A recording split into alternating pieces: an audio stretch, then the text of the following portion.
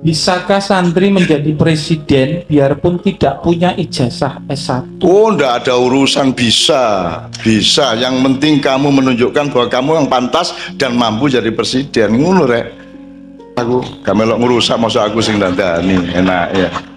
Aku tadi ngene, aku seneng hatiku bendinon di konco-konco anak-anak. Anak dokter honoris causa syaratnya S1 saiki. Lho dak iku pinter mergo gak kuliah, nek kuliah dadi goblok kok. Mergo dhek gak kuliah terus dadi pinter mergo ikrok dhewe terus dadi dokter honoris causa. Nek dhek syaratnya S1 lek gak sido pinter, gak kira oleh dokter. Dadi rada lucu aturan di Indonesia itu. Wong jelas Setia Novanto kok kiai haji dokter honoris causa. Ono kiai haji causa, Pak. Ono di Indonesia lucu-lucu pokoknya. Oke, berikutnya. Apa beda orang yang pandai dan orang yang mengerti? Waduh. Ini jawabannya bisa saya menipu kamu, bisa saya mendramatisir, bisa membuat tergantung motif saya. Nek aku kepingin awakmu kagum karo aku tak terangno. Ala kulli hal, kon kagum. Nah saya tidak menjawab. Jawaban saya gini, nek ngono kon sinau rada dawa. Jadi kalau dalam pembelajaran itu ada tadarus atau tadris, Pak Muzamil nanti tambahi. Ada tadris, tempatnya namanya madrasah. Terus ada taklim, itu namanya maklamah tempatnya. Terus ada lagi tafhim, sekolahnya jenenge mafhamah. Nanti tak jelasin. Kemudian ada ta'rif, sekolahnya jenenge ma'rofah. Terus ada takdib, sekolahannya tempatnya jenenge majelisnya bernama makdabah. Nah, ini tergantung pengertiannya. Saiki tadris, ada tahfidz juga Pak, tahfidz, mahfadhoh ya. Tadris itu pokoknya mengenali aja, ya Pak. Mengenali. Tadi wis oh iki pelem, oh iki jambu, iki jeruk, iki salak gitu tok. Itu baru roh. Tapi kemudian taklim mulai oh ini buah, nah kalau salak itu buah rek, nah iki watu, iki duduk buah gitu ya, mulai taklim. Yang Anda maksud tadi itu kan mengerti itu kira-kira selevel dengan takrif, memiliki pengertian yang agak lebih mendalam dibanding hanya taklim, gitu kan. Jadi takrif atau tempatnya majelisnya namanya ma'rofah. Nah, kalau wilayahnya spiritual nanti pencapaiannya namanya ma'rifat, tapi tidak usah terlalu diserem-seremkan. Tapi pokoknya jane alamiah aja bisa kok. Kon kenal, mari ngono eruh, mari ngono ngerti, mari ngono cinta, mari ngono kok selami jero sampai akhirnya menjadi satu. Nanti Anda kalau bisnis saja gitu kok. Pertama kan knowing. Iklan tuh pada kan di TV itu kan pernah ada iklan sing tujuannya pemasang iklan tuh cek wong ngerti bahwa ono produk iki mek ngono tok. Gak perlu cinta sih, tapi pokoknya ngerti ono iki bawen dino wis. Misalnya apa wis? Iklan sing paling sering apa? Wis pokoknya apa gitu ya. Nanti kalau sudah uang mulai roh, wis dianggap puruh kabeh, iklan besoknya akan meningkat menjadi remembering. Jadi wong gamek rono tapi eling. Nah, itu remembering. Ini bahasa Madura. Knowing, remembering. Terus baru touching. Touching itu artinya dia tidak hanya tahu, tidak hanya ingat, tapi dia tersentuh oleh produk itu. Itu namanya touching. Touching kita. Ya. Anda ya. Oke. Cuma 3 itu bisnis. Kamu jualan apa? Bikin warung, pertama harus orang dibikin tahu, kemudian orang dibikin inget, orang dibikin tersentuh sehingga kepingin ke warungmu. Cuma 3 itu tahapnya. Kalau sudah tersentuh dan kamu bertanggung jawab terhadap yang menyentuh konsumenmu, nanti akan sampai ke puncak yang namanya puncak bisnis, namanya trust. Kamu dipercaya gitu ya. Iki aku jane nek ngursus ngene iki ya dawa rek. Jadi ono wong ngene wis, aku tak tuku tisu. Aku kudu ndelok barangnya kayak tak tuku. Iki tahap pertama. Terus nomor 2, Pak Muzamil tukokno tisu ndek toko iko. Jadi aku gak perlu ndelok barangnya, aku percayane karo toko iko, nggih mboten. Gak ojo toko liyane sing ikoke. Itu tahap kedua. Tahap ketiga, Pak Muzamil tukokno tisu. Terus gak peduli tisu apa angger Pak Muzamil sing tuku aku percaya.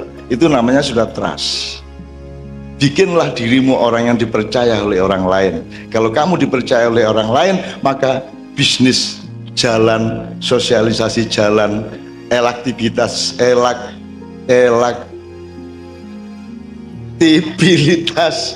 pokoknya beres lah kalau Anda sudah sampai ke tingkat trust ya. Makanya urusannya trust itu kan sama manusia. Kalau kepada Allah iman, jangan hanya engkau percaya kepada Allah, bikinlah dirimu dipercaya oleh Allah.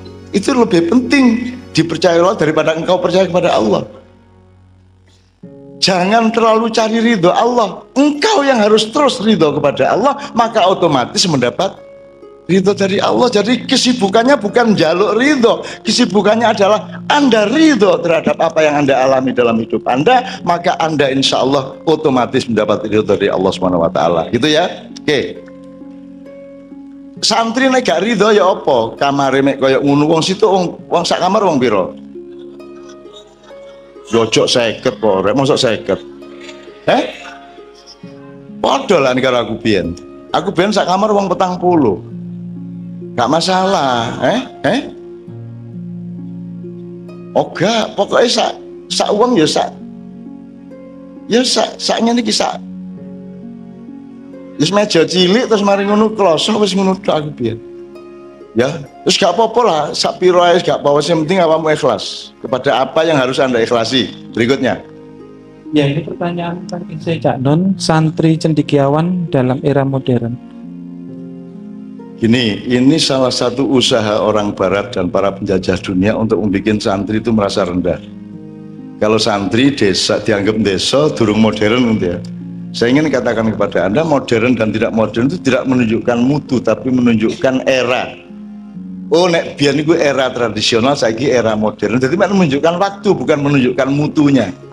Jadi santri, asalkan Anda berpikir rasional, Anda proporsional di dalam menjalani hidup, Anda berarti modern. Jadi modern itu tidak karena bajunya, tidak karena penampilannya, tapi karena ketepatan hidupnya. Ngono ya, Rek ya. Nah, banyak santri-santri yang kemudian menjadi cendikawan modern karena dia merasa masih ketinggalan zaman. Saya tidak pernah mau itu. Aku biyen gak peduli. Misalnya barat maju gak, sing ngarani barat maju sapa? Wong kono gak duwe selawatan aku duwe kok kono maju. Aku luwih maju no, aku ono manakib, ono tahlil, ono macam-macam. Dimana wong Korea mari nyambut gawe jam 8 terus bingung lapo iki akhirnya nang kafe mabuk. Jam 12 mulai turu, isuk jam 5 kerja meneh bingung. Nek nek kene bengi akeh penggawean, ono selawatan, ono deres, ono ngaji, ono tahlilan, ono apa meneh. Ya nek pegel tahlilan mari ngono remi gitu. Tapi pokoknya kita punya banyak kerjaan yang baik. Di luar negeri ndak ada, di Arab aja ndak ada gini kok. Di Arab Saudi ndak ada loh gini ya.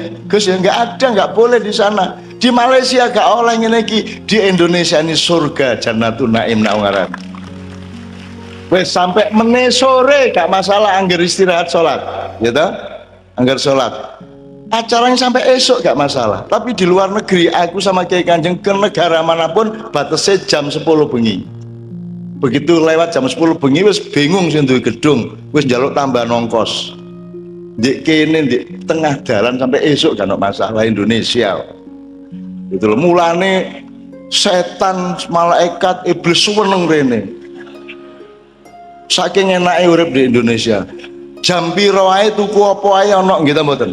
Nggih ta mboten? Golek mie godhog ya ana, golek rokok ana, golek wedang ana. Kowe jam piro ae di Indonesia ana. Pokoknya hidup yang terenak itu di Indonesia. Hidup yang paling bahagia itu di Indonesia. Gak akeh duwike tapi gak larang-larang tuku nih lak ngono. Kon timbane nang Amerika nang Korea duitmu akeh sak piro alah larange koyo ngono iku. Ndek kene iki sak dolar iku wis iso traktir wong loro. Sak dolar Amerika wis iso traktir. Ndek kono sak dolar gak cukup gawe mangan wong ijen sekali ndak cukup. Dadi sing sugih iku sing ndi, Rek? Sing sugih sing duwe akeh ta sing iso tuku. Sing iso tuku duwe dik kene iki wong gak duwe iso tuku kok. Mbuh apa karo kancane lak ngono ya. Wong arek-arek niki Pak gak duwe dhuwit wani rabi. Berani nikah padahal belum kerja. Hanya orang Indonesia yang punya bonek seperti itu. Ya, oke. Selesai Mas. Yang terakhir, cerita tentang pertemuan Simbah dengan Umbu. Saya tidak bisa cerita mengenai umbu secara teknis karena ini tidak menyangkut pengetahuan teman-teman yang lain. Yang saya bisa ambil secara universal dan esensial adalah bahwa umbu itu adalah orang yang saya mengenali torikot itu dari dia. Bukan torikot dalam arti wiritan-wiritan, tapi orang zuhud itu dia. Dia raja tapi dia meninggalkan kursi rajanya. Dia kaya raya tapi dia tidak hidup kaya. Dia tinggalkan semua harta bendanya. Dia bisa terkenal tapi dia menyembunyikan karya-karyanya sehingga dia tidak terkenal. Itu orang yang tidak terpengaruh oleh kehebatan dunia. Itu saya tidak bisa menemukan tokoh yang lain meskipun dia ulama atau syekh atau siapapun yang zuhudnya melebihi umbu. Sampai hari ini dia masih jalan kaki kemanapun saja. Sampai hari ini dia sudah umur 73 masih jalan kaki tiap hari puluhan kilometer. Diterno gak gelem pokoknya melaku. Dan saya tidak menyangka dia sangat cinta kepada saya. Dan dia itu 1 bulan puasa sebelum saya ulang tahun. Nah, angger arep ulang tahun aku sebulan sebelumnya dia puasa tiap hari. Dan dia hanya makan sekali 1 hari. Mek jam 09.00 esuk tok. Mangan mari ngono sampai meneh gak mangan jam 09.00 esuk. Suatu hari dek jam 09.00 gak kok bermangan ngantor. Gak kok bermangan ngantor sampai 6 dino gak mangan glebak. Terus aku rono, aku marane bergodek 6 dino gak mangan. Aku gak kuat 6 dino gak mangan. Ngono ya. Artinya saya hanya mengenal itu sebagai satu contoh dari orang yang zahid. Nah, orang Indonesia sekarang jauh sekali dari wacana zahid. Saiki wong iku kemeceran. Kemeceran iku ya apa? Ngileran.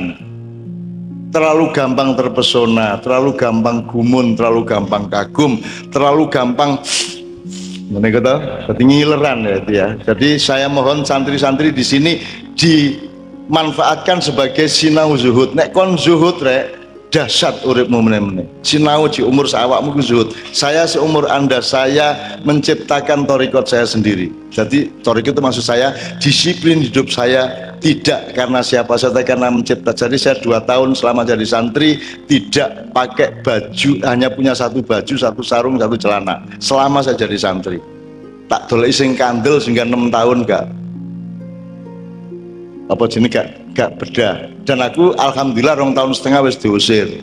Jadi kelambiku JAP. Selama 2 tahun sebelum saya di pesantren, saya di SD kelas 5 kelas 6 saya tidak pernah makan nasi. Aku mangan gaplek utawa boge. Sego boge ngerti ya? Sing ireng gaplek ireng elek ya. Oke, ndek kene jenenge Tiwul ndek Ponorogo boge. Aku ndek Ponorogo rek mangan boge 2 tahun dan saya disiplin gawe dhewe. Setengah 4 isu aku wis tangi tak saponi omahe wak carik halamane sak mburine halaman masjid sak masjid tak saponi sampai adzan subuh aku adzan mari ngono melok sembahyang subuh aku mulai ngurusi wedhuse wak carik. Nek sukute kurang aku langsung ngarit langsung ngeramban sapi. Tiap hari saya sekolah pagi dan sore, pagi SD sore madrasah. Tak gawe dhewe disiplinku. Aku nek sinau ndukur wit, nek awan turun ndukur wit. Apa? Enak turun ndukur wit aja jajal kok tiba temen kon. Golek pang sing kuat terus ngene iki terus sinau terus anu keturun. Tapi itu sambil latihan keseimbangan. Lho iya kan iki. Lho, kan nek gak ngono mosok kuat kon ngene lho nggo 2 jam. Lha iki dudu soal apik hebat atau enggak, bukan soal hidup itu harus seimbang. Keseimbangan nomor 1, bukan kehebatan, keseimbangan. Negara ini akan hancur kalau membiarkan ketidakseimbangan, baik ekonomi, politik, kekuasaan atau apapun. Keseimbangan nomor 1. Ngono ya, R. Awakmu gak sehat nek wis mulai miring-miring. Kon nek kakean turu nengen kon kok ana lorone, kakean turu ngiwa ana lorone. Dadi turu iku sing apik aja angge bantal melumah. Ngene iki, wis tarik nafas. Moco Al-Fatihah. Kalau ndak sempat Al-Fatihah ya sudah syahadat. La ilaha illallah, la ilallah. Ketika menarik nafas masukkan Allah illallah. Ketika mengeluarkan nafas la ilaha illallah, la ilaha illallah sampai keturun. Nek wis keturun kan wah kepethuk widodari samber. Kepethuk malaikat, kepethuk Kanjeng Nabi, kepethuk kabeh nek turumu bener-bener turu, kon saiki gurung turu kon jek keturun. Lha temenan iku rek ya. Karena pak badanmu belum pasrah, kamu masih ada ganjelan. Nek kon ngene mesti ana sing keganjel, ana sing kepenek. Hidur pasrah. Mensano ingkor poresana, bukan mensana ingkor poresano. Jiwa yang sehat, badan yang sehat adalah hasil dari jiwa yang sehat, bukan badan yang sehat. Jiwa yang sehat terletak di badan yang sehat, tidak. Jiwa yang sehat menghasilkan badan yang sehat. Nah, jiwanya nggak sehat, badannya juga tidak sehat. Kalau badannya sehat, belum tentu jiwanya sehat, betul nggak? Ngono rek. Jadi selama kamu jadi santri manfaatkan untuk belajar zuhud, belajar disiplin, belajar istiqomah. 4 sifat Rasul apa? Sidik, temenan kon ojo gak temenan, konsentrasi temenan ya. Nek ngaji temenan, nek masak temenan, ojo ada miring-miring ya, supaya kamu amanah.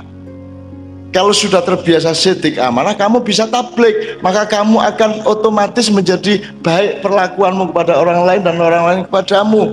Kalau kamu sudah beres 3 tadi, sidik, amanah, tabligh, maka fatonah akan muncul. Fatonah itu kecerdasan, munculnya hidayah dari Allah melalui pori-porimu yang terbuka lebar karena kejernihan dan keikhlasanmu. Kalau kamu lakukan 3 itu, maka fatonah akan muncul dari langit. Ngono ya rek ya. Wes pokoknya mulai menesuk top ya rek ya. Amin ya rabbal alamin. Dan aku menunggu kepemimpinanmu untuk Indonesia di masa yang akan datang. Aku njaluk umur dawa gak mergo aku kepingin urip suwe. Aku kepingin olehku nandur nang desa-desa ngene iki meneh-meneh tak nikmat tepak temen arek Pacitan nek mimpin Indonesia ngono lho. Tepak temen arek Termas nek mimpin Indonesia. Itu yang ingin saya menikmati. Ya Allah, kula sampean kei menangi kok arek-arek iki meneh-meneh ngono ya. Menangi ku apa? Ngalami gitu ya. Aku ingin engkau memimpin Indonesia dan aku ingin menikmati menjadi rakyatmu. Ngono ya rek ya. Aku gak perlu dadi pemimpin Indonesia, aku memimpin bojoku tok ae karo aku. Ngono ya. Awakmu tak sayang dan seterusnya. Oke, waktu sudah terlalu larut. Pak Muzamil tolong ditambahi beberapa hal, terutama yang tadi. Baik, terima kasih. Masalah pertama, jadi masalah ujian apa adab, bagi semua orang beriman itu ujian iman apapun yang terjadi, betul ya. Jadi adab itu untuk orang kafir. Orang yang beriman apapun yang terjadi, apalah gak punya uang, apakah kematian, apakah ditinggal, dikhianati pacar gitu ya, apakah dimarahi tonggo, apa dapat istri tidak seperti yang diharapkan, atau dapat suami ingin yang ganteng malah dapat yang kurang ganteng, ingin yang gak suka marah-marah malah suka marah-marah. Itu semua adalah ujian iman gitu ya. Nah, karena ujian ya kita harus tangguh menghadapinya gitu ya. Jadi apapun kesulitan, apapun yang tidak kita sukai di dunia, terimalah sebagian ujian iman. Dan semakin diuji, semakin bisa menyelesaikan ujian, pangkat kita akan semakin naik. Ingat Allah berfirman dalam Al-Quran, ahasiban nas ayyutraku ayyakulu amanna wahum la yuftanun. Apakah manusia itu apakah manusia menyangka akan dibiarkan mereka berkata beriman padahal mereka belum diuji, gitu ya. Dan jangan takut ujian, gitu ya. Jangan takut ujian. Ujian itu, maaf yang tanya pendidikan tadi, beliau menjawab sekolah itu bagian dari pendidikan, kan gitu ya. Nah, kesulitan, kesusahan dan segala macam itu bagian dari pendidikan, gitu ya. Jadi semakin kita mendapatkan kesusahan, kesedihan, itu justru akan semakin tangguh, kita akan semakin sakti. Gitu. Jadi sampean besok ya, misalnya begini, sampean sakit, masuk sekolah apa enggak? Hah? Kalau sampean sakit terus gak masuk, itu sampean belum teruji. Yang hebat itu meskipun sakit masuk, itu berarti sampean santri luar biasa, ya apa enggak? Kalau ada orang sehat, punya uang, terus sholat ke masjid, itu kan biasa, ya apa enggak? Tapi kalau ada orang rodok mumet, gak punya uang juga tapi ke masjid, kan lebih top. Karena Allah akan mengetahui, fala ya'lamannallahul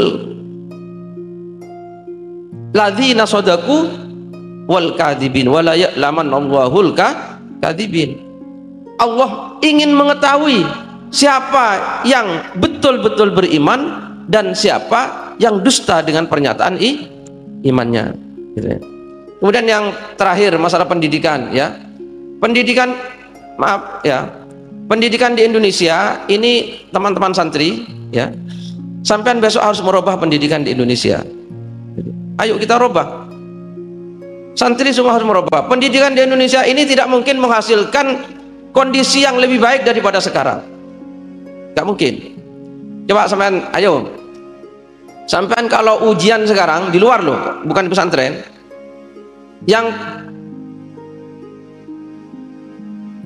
itu loh soal ya, gini loh, sekolah itu sekarang yang disebut siswa yang berprestasi, yang nilainya tinggi, itu siswa yang pinter apa siswa yang benar? Apa? Yang pinter kan?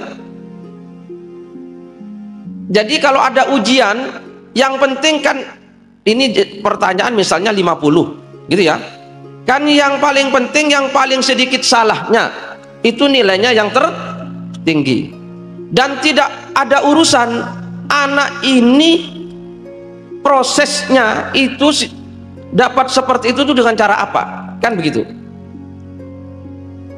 Sekarang begini, kalau tadi sana menyebut ada anak yang bodoh gitu ya, bodoh terus masuk sekolah, kemudian dia bisa menyelesaikan 5 pertanyaan, kemudian ada anak pinter bisa menyelesaikan 7 pertanyaan, itu sebetulnya prestasinya lebih banyak yang mana?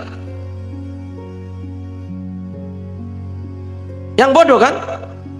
Wong bodoh saya nggak tahu apa-apa, dari 0 kok bisa 5, sementara ada anak yang sudah pinter menyelesaikan 7, mestinya nilainya ini yang 5. Sekarang dunia, coba dunia itu nggak mungkin, karena ukuran bukan kebenaran. Coba sekarang kalau pertandingan sepak bola, pertandingan sepak bola ya, ini dunia harus dirubah, santri harus merubah ini. Ada 2 pertandingan misalnya, mana? Real Madrid sama di sini punya kesebelasan enggak? Hah? Apa kesebelasannya? Apa? Ya pokoknya kesebelasan termas gitu ya. Tanding misalnya dengan Ponorogo. Kita kan bisa melihat ketika pertandingan gitu ya, ada kesebelasan yang kemampuan individualnya bagus, kerjasamanya bagus. Terus ada yang kemampuan individualnya biasa, bahkan banyak melakukan kecurangan, tapi karena curang dia ngegolkan. Selanjutnya yang menang yang mana? Yang bagus, teamworknya bagus, atau yang ngegolkan dengan segala macam cara? Kan yang ngegolkan. Berarti kan bukan benar-benaran, bukan baik-baikan, tapi menang-menangan. Sekarang kalau hidup menang-menangan, ini kan coro preman, loh ya kan? Kan percuma ajaran kebaikan, percuma ajaran kebenaran yang sampean pelajari di pondok, karena sampean kalau tidak menang, ya kalah, loh ya kan Pak enggak? Tadi ada yang tanya, bolehkah santri jadi presiden? Nah, kalau caranya tetap seperti sekarang, nggak mungkin santri jadi presiden. Karena kalau santri kan harus jujur, nggak boleh money politik, ya apa enggak? Nah sekarang kalau nggak pakai money politik bisa nggak menang? Nah iya, kan hancur. Kan nggak mungkin ada presiden baik, nggak mungkin ada DPR baik, bupati baik, gubernur baik, karena prosesnya sudah tidak baik. Ya apa enggak? Ya ini ayo harus dirubah. Ini mulai dari pendidikan harus dirubah. Jadi mudah-mudahan Termas gitu ya, ini memelopori Gus. Jadi santri yang baik bukan dari tadi itu loh, tapi ini jujur apa enggak, ini sinau tenan apa enggak, gitu loh ya. Kalau jujur dan sinau tenan, meskipun katakanlah kesalahannya banyak, kan mestinya juara, ya apa enggak? Karena pendidikan itu mestinya memihak kepada yang benar, kepada yang baik, tidak seperti sepak bola tadi. Nah sekarang kalau seperti sekarang nggak mungkin santri jadi presiden kalau santri tenanan, kecuali santri ngapusi. Sekarang siapapun bisa jadi presiden asalkan pintar ngapusi. Mau sampean presiden ngapusi, mau jadi bupati ngapusi, jadi jalan ke neraka kan? Bupati yang ngapusi, pejabat yang mendapatkan jabatan karena hasil menipu, money politik, itu jabatan yang haram, itu jalan ke neraka. Maka mari mudah-mudahan teman-teman Termas, ayo bersama-sama kita lakukan perubahan, kita revolusi pendidikan. Setuju? Shallu ala Nabi Muhammad. Demikian saja. Assalamualaikum warahmatullahi wabarakatuh. Aku kepingin ngiling jaga lali anak-anakku ya. Iqra itu kudu jangkep bismi rabbika. Terus tahu alasannya kenapa kok bismi rabbika? Karena alladzi khalaq. Terus ada penjelasan berikutnya. Jadi ojo moco popo nek tidak bismi rabbika. Di situ tidak bismi ilahika, tidak bismi malikika, tidak bismi rohmanika, tapi bismi rabbika. Colong dicari. Bismi itu kata ism itu dipilih oleh Allah karena tidak mungkin memakai kata-kata yang langsung, misalnya bifikrillah, tidak mungkin, karena kata fikir tidak enak dan tidak lazim dinisbahkan kepada Allah. Atau biaklillah, tidak mungkin, tapi bismi rabbika, jadi pakai ism itu artinya melambangkan keseluruhan kelengkapan dari dari hakikat Allah yang bertajalli kepada manusia gitu ya. Jadi jangan iqra toh, iqra'nya memakai ismillah. Jadi gampangannya aslinya kita tidak bisa membaca kalau Allah tidak memperkenalkan kita membaca, kan aslinya gitu. Jadi pokoknya dari iqra bismi rabbika, bismi rabbika. Kalau wiritan begitu supaya kita tidak akan pernah membaca apapun tanpa bismi rabbika. Sekarang orang modern tidak ada iqra bismi rabbika. Orang modern iqra binafsihi, iqra dengan nafsunya, dengan kepentingannya, kan begitu ya teman sekalian. Ini gak usah dipahami gak apa-apa, tapi dieling-eling sing tak omongno. Iki aku mek mergo ngomong wong tuwek, sebagai wong tuwek aku kudu ngomong nang putu-putuku, anak-anakku kabeh. Muga-muga Allah Subhanahu wa taala ngijabahi kabeh.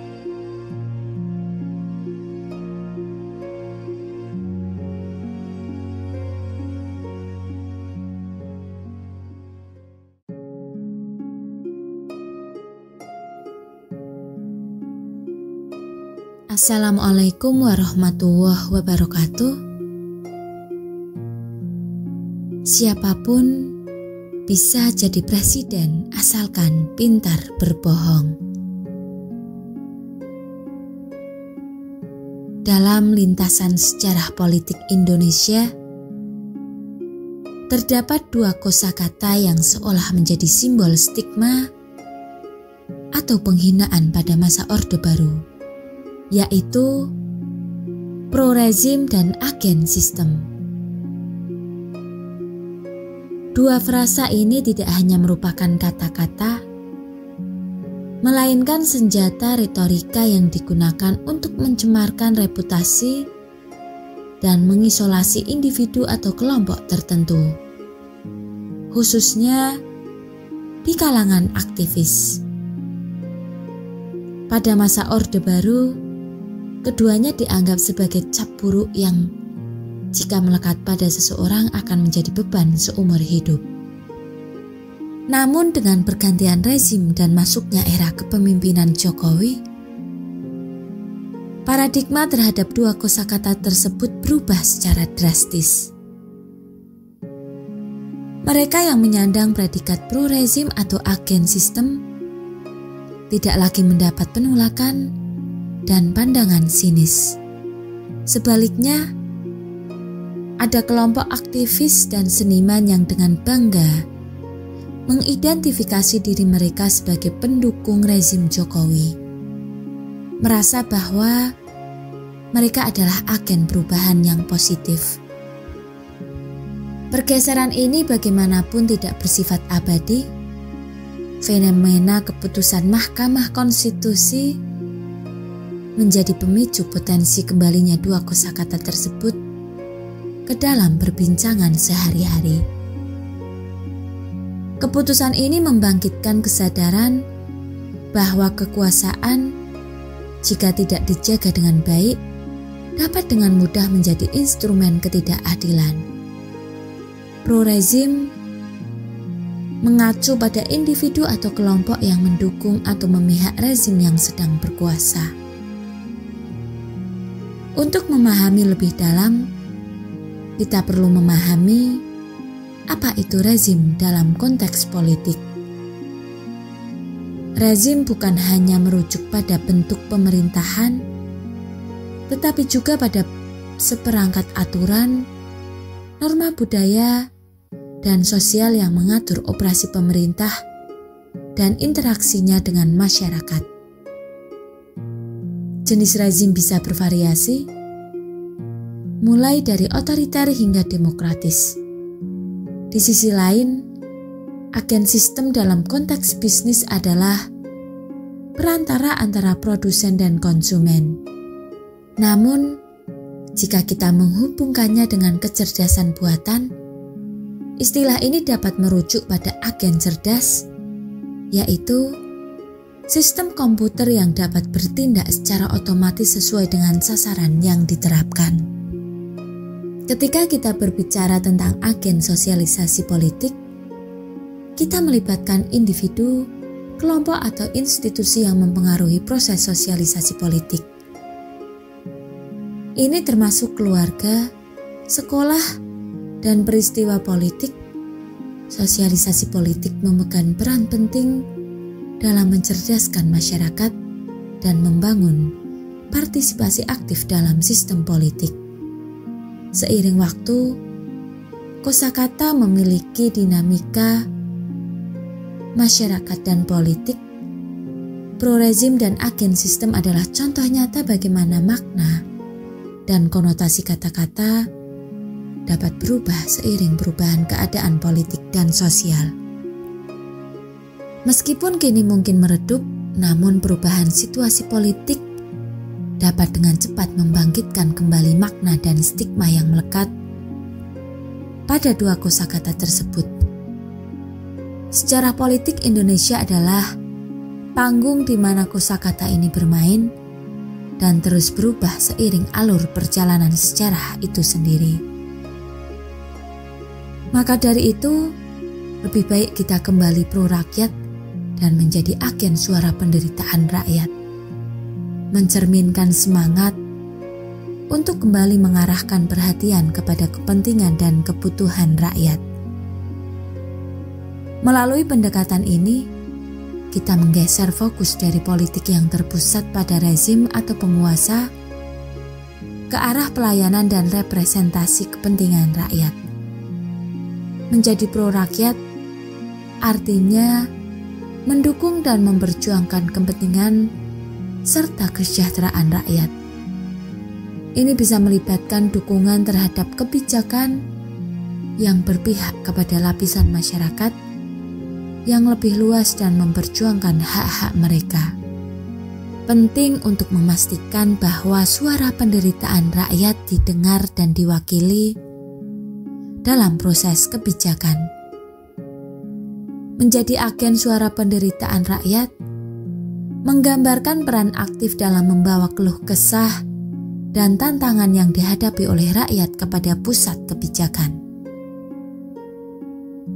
Sebagai agen, seseorang atau kelompok dapat menjadi perantara yang mewakili aspirasi dan kebutuhan masyarakat kepada pihak yang berwenang. Pendekatan ini mencerminkan pemahaman bahwa kekuasaan dan kebijakan seharusnya melayani kepentingan rakyat secara adil dan berkeadilan. Menjadi pro-rakyat dan agen suara penderitaan rakyat adalah langkah positif dalam membangun masyarakat yang lebih inklusif dan adil. Pada intinya, ini mengajak untuk kembali fokus pada esensi pelayanan. Pendekatan ini mencerminkan pemahaman bahwa kekuasaan dan kebijakan seharusnya melayani kepentingan rakyat secara adil dan berkeadilan. Menjadi pro-rakyat dan agen suara penderitaan rakyat adalah langkah positif dalam membangun masyarakat yang lebih inklusif dan adil.